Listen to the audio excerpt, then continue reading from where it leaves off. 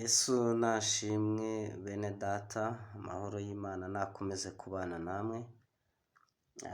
Ndabashimiye kubw'uwo muhate wanyu n'umwanya wanyu mutanga kugira ngo mukurikire ibiganiro byacu kuri ino YouTube channel.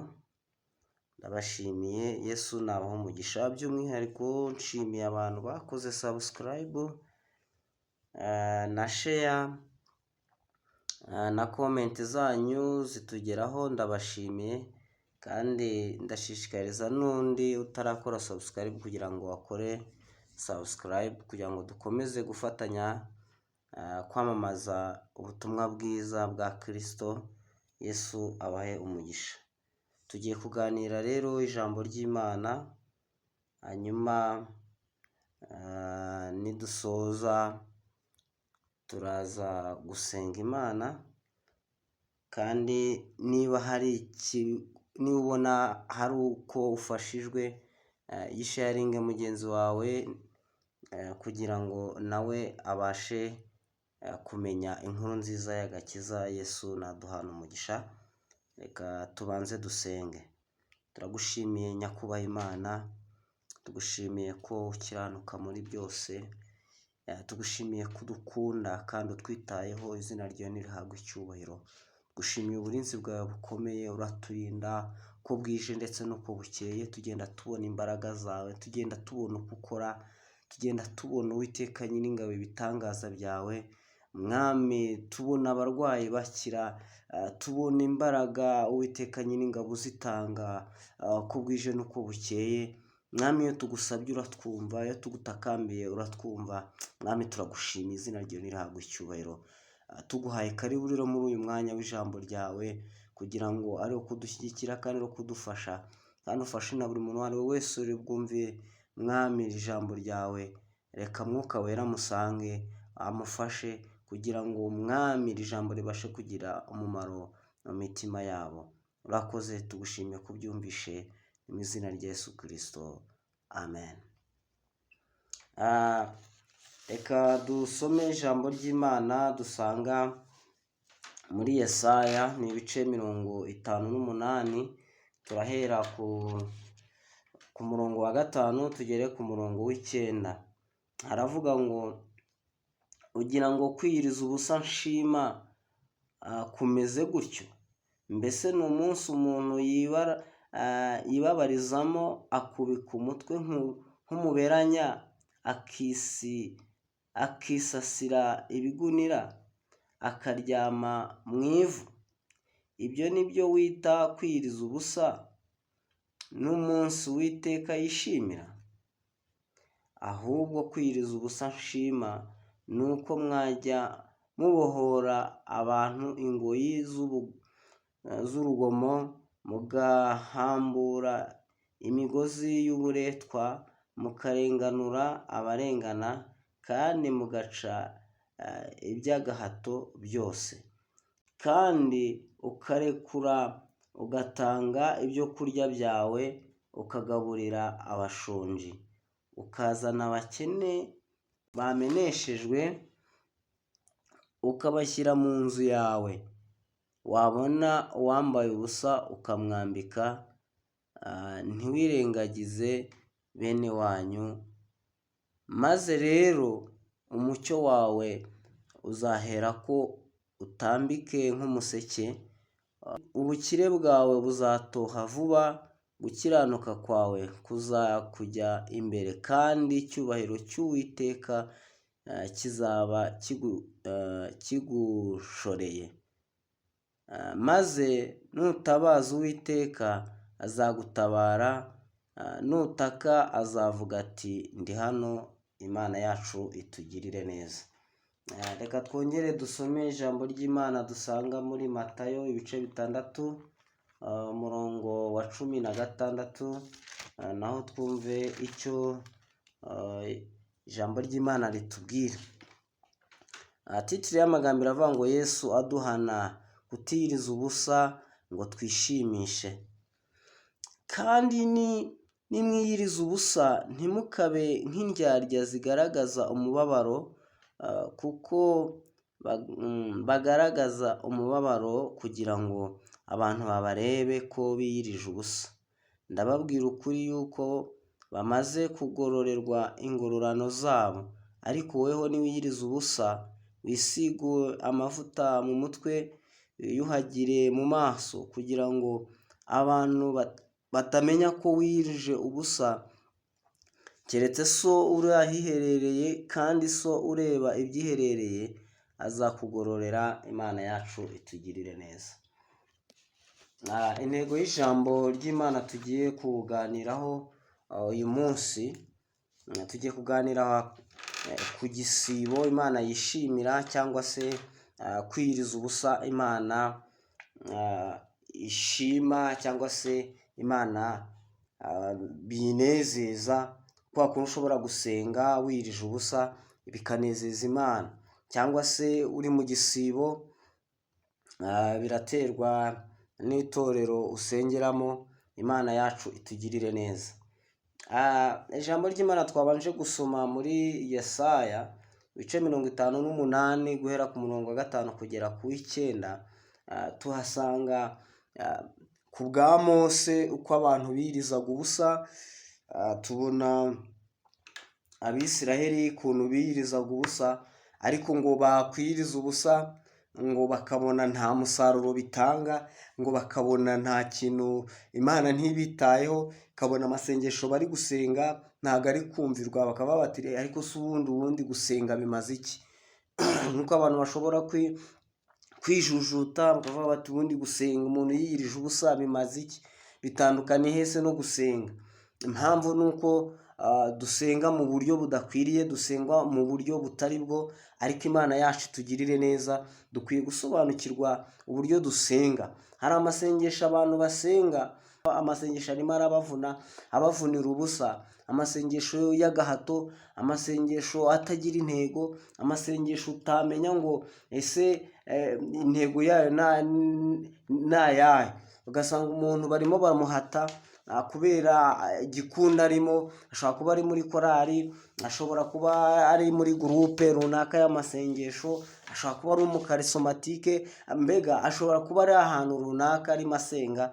Ugasanga bapanze gahunda yo gusenga biyirije, ariko ugasanga arimo arakwepa, mbega nta ntego, ntaki, arabikora by'umuhango. Ayo masengesho rero nta kintu amaze. Ntabwo Imana yishimira gusenga umuntu yibabaje. Ibyo ntabwo ari byo Imana ireba, ntabwo ari byo Imana yishimira. Ubwo usanga hari igihe umuntu abikora, ariko ugasanga yego ibiryo yabiretse, uwo munsi ntabwo yariye, amaze iminsi atarya, ariko ugasanga impinduka imbere mu mutima we nta kintu yigeze ahindukaho, aracyari wa wundi. Ingeso za kamere aracyari za zindi. Ariko si ubundi gusiba nyako ni ukuhe? Imana yacu itugirire neza. Tugiye kureba ibintu bigera ku 9 twasomye mu ijambo ry'Imana, bizagufasha kugira ngo gusenga kwawe wiyirije, cyangwa se ugusiba kwawe kuzagende neza, kandi Imana izabyishimire. Imana yo mu ijuru izakugororere.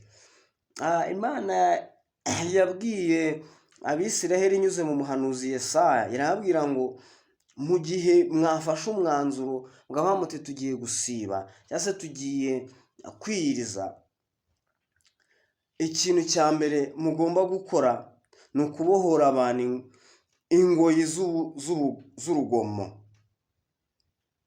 Ingoyi mwabohesheje abantu, inzu z'imbohe mwashyizemo abantu barengana. Ugasanga hari abantu warenganije, ni ukubohora ingoyi. Ikintu cya kabiri, kubohora imigozi y'uburetwa. Hari igihe abantu bafata amasengesho bagasenga, ariko ugasanga hari abantu bafitanye ibibazo, hari abantu bakoresha uburetwa. Ugasanga niba ari umukozi ufite mu rugo, ugasanga uramukoresha uburetwa, ugasanga uramucunaguza, uramushyira hirya no hino. Ariko Imana yacu dutabare. Niba ushaka koko gusenga, niba ufashe umwanya wo gusenga, ibyo nibyo bya mbere ugomba ugomba gukuraho ukabanza ukabivana mu nzira kugira ngo uvuge uti noneho ndashaka kujya imbere y'Imana. Icya gatatu ni ukurenganura abarengana. Ntiwirengagize umuntu uri kurengana. Niba uri umuyobozi, niba ushinzwe icyiciro runaka uca imanza, uri umucamanza, niba se uri umuyobozi w'umudugudu, niba se ushinzwe abantu runaka, renganura abarengana. Niba hari umuntu ubona uri kurengana, murenganure. Imana yacu tugirire neza. Icya kane ni uguca iby'agahato. Ikintu kijyanye n'agahato, icyo ngicyo ukakirengagiza, ukabanza ugakora ibintu wumva neza kandi uzi impamvu yabyo. Niba ari n'amasengesho ugiye gusenga, akaba atari amasengesho y'agahato, atari kwa kundi ngo nintabikora barampana. Oya, ugakora ibintu wumva neza, wishimiye, ufite gahunda yo kuvuga uti ngewe ndi kubikorera kugira ngo intekerezo zanjye zive ku by'isi, intekerezo zanjye zibe izo gutekereza iby'ijuru. Ubundi umwanya w'igisibo cyangwa se umwanya wo gusenga wiyirije ubusa ni umwanya wo kwirengagiza iby'isi, ukibabaza kugira ngo ubashe gutekereza ku by'ijuru, ubashe gutekereza ku buryo ki Imana yatanze umwana wayo w'ikinege ari we Yesu Kristo kugira ngo aze kudupfira, kugira ngo aze duhuze n'Imana. Imana yacu itugirire neza. Ubwo rero ni ukubuca iby'agahato. Imirimo mukoresha abantu y'agahato, niba hari umukozi ufite ibyo, niba hari umukoresha, oya, abantu bakoreshe mu buryo bukwiriye ibintu by'agahato mu bice. Imana yacu iturengere. Icya gatanu, kugaburira abashonje. Niba wafashe umwanya wo gusenga, ugafata umwanya wo gusenga wigomwe ibyo kurya, ibyo wigomye bifate ugende ubishyire umushonje. Fata ibyo rwose, uvuga uti ndi mu mwanya w'igisibo, ibyo ngibyo niba uyu munsi wari bukoreshe 2,000 cyangwa wari bukoreshe 1,000, niba wari bukoreshe 5,000 mu ifunguro ry'uwo munsi, ibyo bifate ugende ubihe umushonji kugira ngo mubashe gusangira. Kuko Imana yari itegereje ibona Abisiraheli iyo bafashe umwanya wo kwiyiriza, bafashe umwanya wo gusiba, n'ubundi ntabwo bikuraho za ngeso, ya mahane yabo ntashira, ntabwo bayareka. Kwa gutoteza abakozi ntibabireka, uburetwa bakoresha abakozi babo mbega ntabwo ibyo babireka. Ingeso zabo zose mbi ntabwo bazireka. Ibyo ngibyo rero bibabaza Imana.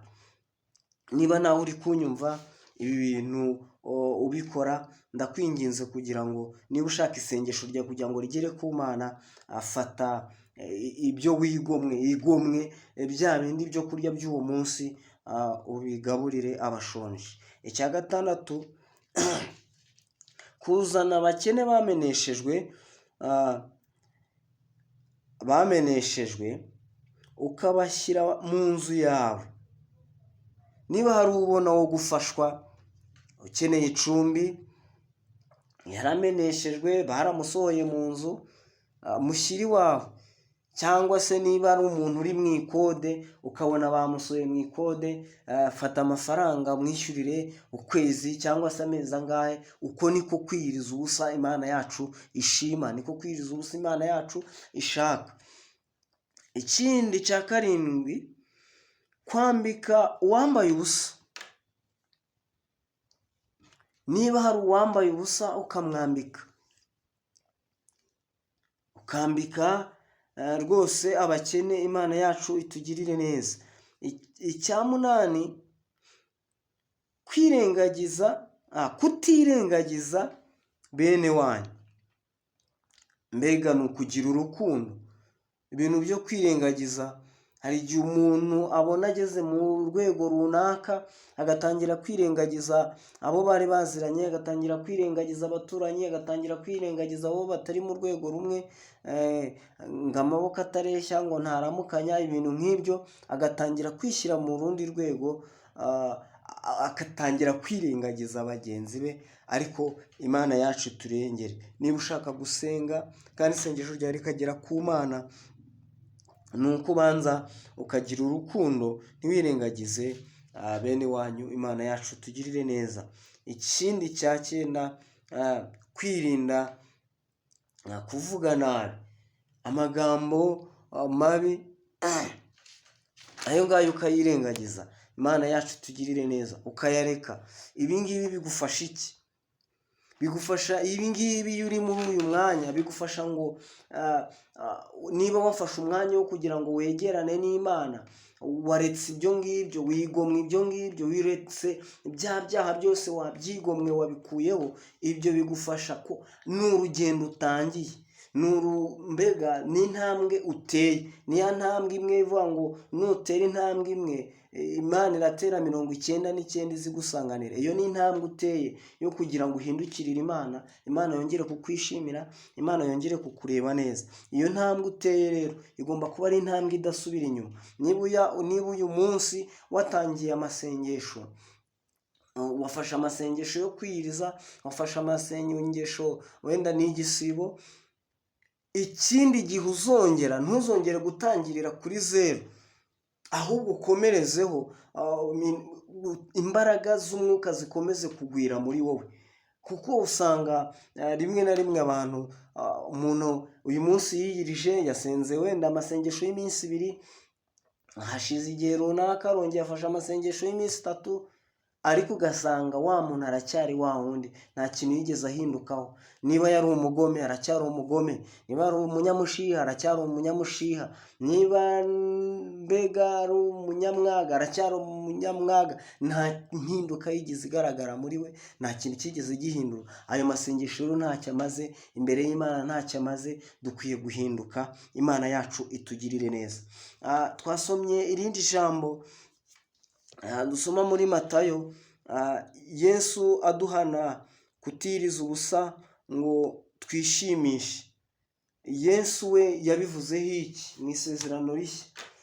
Yaravuze ati, mwebwe niba ufashe gahunda yo kwiyiriza ubusa, ntimukamere nk'indyarya zo zibikora kugira ngo abantu bazirebe, zigaragariza abantu yuko zasenze, mbega bazishime yuko zikijijwe. Kandi koko ni ibintu bibaho, ni ibintu bigaragara, tujya tubibona. Umuntu mbega aba ashaka kwigaragaza, aba ashaka kwivuga ibigwi, akavuga amasengesho yasenze, ati nasengeye za Kanyarira, nasengeye mu mazi, nasengeye, ariko wareba imbuto ze ukazireba ukazibura.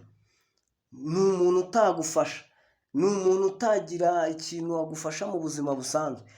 Ukibaza, ese aya masengesho yasenze y'ubwoko butandukanye, amasengesho yasengeye mu rutare, aya masengesho yasengeye hirya no hino, ese aya masengesho yamumariye iki? Ibyo rero Yesu Kristo yavuze ati ntacyo bimaze. Ahubwo yaravuze ngo nujya gusenga wowe wiherere n'umutima wawe, ujye mu cyumba ni umutima wawe, ujye mu mutima wawe, wisuzume, wihererane n'Imana, uyibwire. Niba ari ugushima, uyishime ibyo yagukoreye. Niba hari n'ibyo yadukoreye biri rusange, ushime Kristo, uvuga uti warakoze kwitanga ukaza mu isi kugira ngo udupfire. Ushime Imana. Imana yacu itugirire neza. Ibyo rero Kristo, Imana ibasha kureba ibyiherereye, izururuka ibane nawe, kandi izururuka ikugororere. Imana yacu itugirire neza. Ikindi, nubikora gutyo ukagenda ukigaragaza kugira ngo abantu bagushime, ingororano zawe zizaba rwose uzibonye. Kuko ingororano zawe ni izihe? Ni uko abantu bazagushima, bavuga turiya muntu arakijijwe. Ariko Imana nikureba ibone nta gakiza ufite, uriya muntu ni umurokore. Ariko Imana yo nikureba ibone nta burokore bwawe, ibona ahubwo uri umupagani inyuma y'abandi. Imana yacu iturengere, Imana yacu itugirire neza. ngo ariko wehoho niwiyiriza ubusa wisiga amavuta mu mutwe wiyuhagire mu maso kugira ngo abantu batamenya yuko wiyirije ubusa, keretse so uri ahiherereye kandi se ureba ibyiherereye azakugororera. Imana yacu itugirire neza. Ntabwo gusenga, ntabwo gusiba ari ukugenda ngo ukubite umutwe hasi kuri sima wongera uwuzamura, ntabwo gusiba ari ukugaragaza umubabaro, ntabwo gusiba ari ukwikuburunga hasi ngo wisige ivu, wisige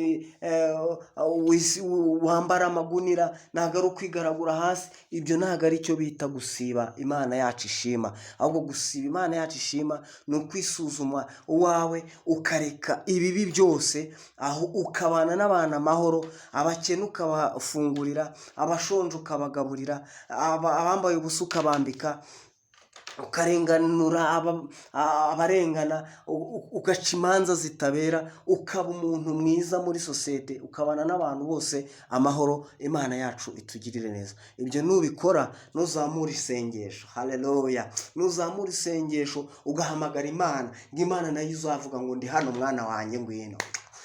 Imana yacu itugirire neza. Icyo gihe nuzamura isengesho uvuga uti Imana ntabara, dore ndugarijwe, Imana yo mu ijuru izururuka ize ibane nawe igutabare. Imana yacu itugirire neza. Turabashimiye kubwo ijambo mwumvishe, kubwo umwanya mufashe wo kugira ngo mwumve ijambo ry'Imana. Icyo nabasaba ni ukugira ngo mukomeze gusenga, ariko gusenga gufite impinduka. Reka aka gahe dufashe, reka uyu mwanya dufashe. Niba ufashe umwanya wo gusenga ibi bihe, niba ufashe igihe cyo kuvuga uti ngiye kwegerana n'Imana, ndi mu gihe cy'igisibo, mfashe iminsi ingahe yo kugira ngo negerane n'Imana, reka abe ari umunsi wo kugira ngo ari umunsi wo gutangira impinduka muri wowe, mu buzima bw'Imana, mu buzima bw'umwuka. Imana yururukire kubana nawe uko bwije n'uko bukeye. Murakoze. Amahoro y'Imana nakomeze kubana namwe, mukomeze kugubwa neza, icyubahiro cy'Imana gikomeze kutuzenguruka none n'iteka ryose. Amen. Nabibutsa gukora subscribe ndetse no gusharinga niba ijambo ry'Imana rigufashije, warifashisha n'abandi. Imana yacu itugirire neza. Reka dusenge kubwira ijambo. Turagushimiye nyakubahwa Imana, twishimiye kugira neza, twishimiye kudukunda.